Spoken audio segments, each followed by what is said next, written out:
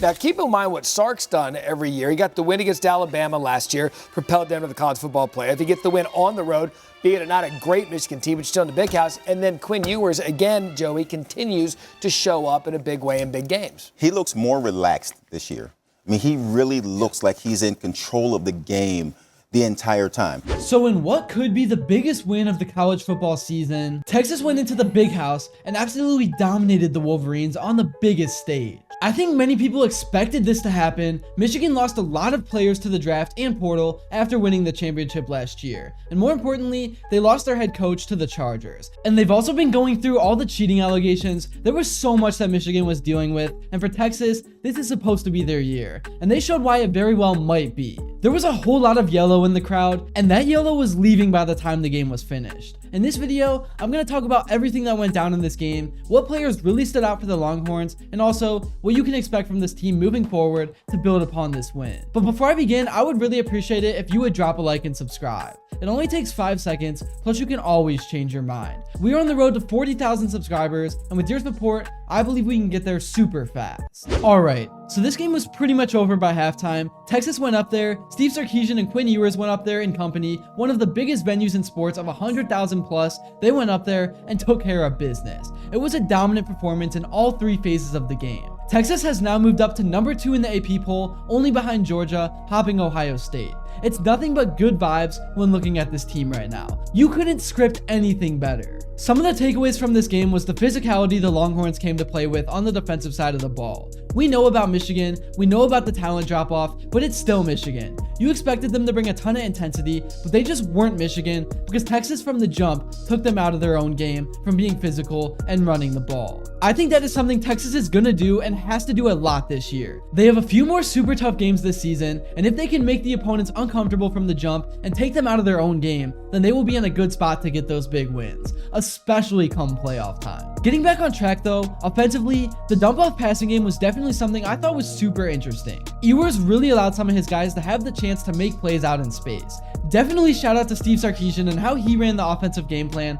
because it was fun to watch. This team took a lot of pieces and really found a way to methodically move the ball down the field. And the defense forced Michigan to become a pass-heavy team since they were down by so much so early. You knew Michigan's game plan coming in was to run the ball effectively to keep Ewers off the field, but the exact opposite happened. And Michigan was not going to win a passing competition. It wasn't going to happen in a million years. But yeah, the offense and the quick passes really impressed me. Jaden Blue and Trey Wisner often got out in space and had lots of opportunities to pick up first downs. Only 2 wide receivers caught a pass in this game, which was actually pretty crazy, but ultimately didn't matter. Again, I expected Texas to look good in this game. I really didn't think that the Wolverines had much of a chance. Texas was a 7.5 point favorite, but I did not expect for it to be this bad of a blowout to the point where the game was over before halftime. But as an Ohio State fan, it was great to see. Michigan looked like they didn't even belong out there on the field. Anyways, football is a complex game, but at times, it really is simple. If you can win the coaching matchup, and if you can win the quarterback matchup, you're probably going to have a good chance of winning the game. In the past, we have seen so many dynasties form off the core foundation of a head coach and QB. I mean, you think about the connections Nick Saban has had with his quarterbacks, you look at the NFL, and you see Brady Belichick, and more recently, Mahomes and Reed. The quarterback coaching duo is often the main reason why a team is successful, and I think it's going to be a big reason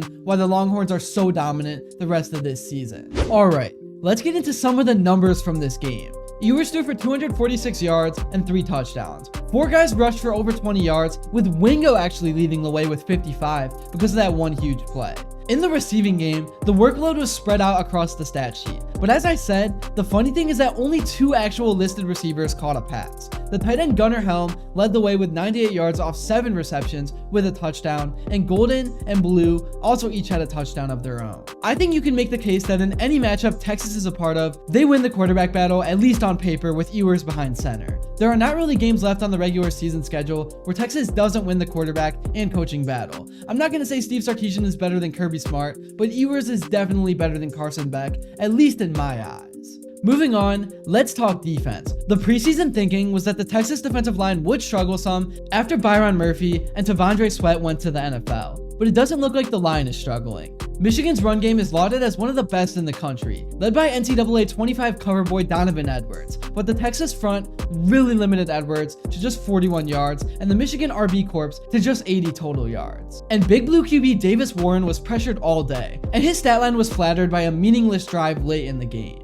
As for the secondary, the unit nabbed 3 turnovers, 2 interceptions by Andrew Makuba and Derek Williams Jr., and a fumble recovery by Jahdae Barrett. The Michigan passing game was limited to 204 yards, but again, it was a stat line boosted by that late garbage time drive. The group was stout and made sure the Wolverines didn't hit on any big plays. And Texas controlled the line of scrimmage, won the turnover battle, and was smothering on defense, thanks in large part to linebacker David Bende, and was more balanced on offense. Michigan, clearly not confident in its passing game, with quarterback Davis Warren, tried to lean on Donovan Edwards, but the Wolverines were just too predictable, and Texas shut him down. I don't want to call him overrated, but for being on the cover of NCAA 25, he really didn't do too much. Anyways, now getting into some players that really have impressed me 2 games into the season, Jake Majors has been on this team forever, and he is really starting to use his experience to his advantage. He has the most important job on the offensive line, being the center. He has really become a leader, and he makes the whole line better. He definitely held his own, being named the SEC Lineman of the Week against Michigan. And just overall, he has really impressed me super early into this season. And Jared Gibson is another guy. Leading the team in rushing over the first 2 games, he has attacked this season head on. He's not really your normal true freshman with his age, but he has looked relaxed on the big stage. Honestly, he looked like a veteran. He's a guy that I will keep my eye on as we get into the thick of the season. The Longhorns really do have a 3-headed monster in the backfield, and Gibson looks like a man amongst boys.